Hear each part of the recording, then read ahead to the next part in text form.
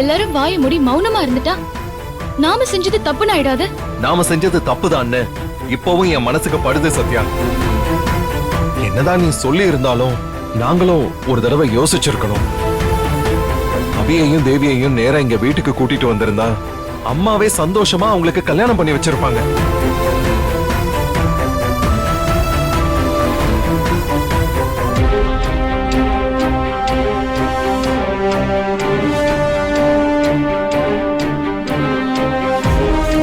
சத்யா, என்ன திடீர்னு சைலண்ட் ஆயிட்ட?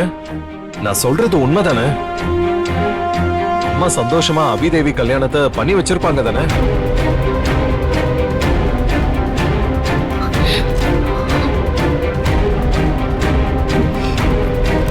என்னாச்சு? இல்ல, எனக்கு என்னென்னமோ நினைச்சு நெஞ்செல்லாம் அடைக்குது. தேவிக்கு ஒரு அங்கீகாரம் கிடைக்கணும், அதனால தாலி கட்டுங்கன்னு நீ ஏற்காடுல சொன்னப்ப அது சரின்னு தான் பட்டுச்சு.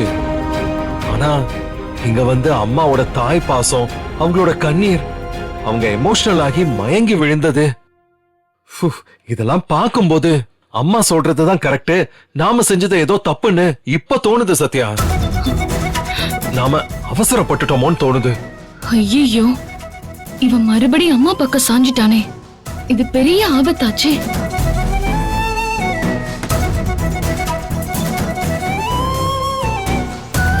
சத்யா, என்ன யோசிக்கிற?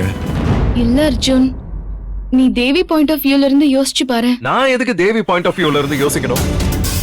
நான் மட்டும் இல்ல சத்யா, நீயும் கூட அம்மா பாயிண்ட் ஆஃப் வியூல இருந்து யோசிக்கிறதா நல்லது. இல்ல அர்ஜுன், அம்மா சொன்ன மாதிரி நீ தேவி ஃபேமிலி பத்தி யோசிச்சியா?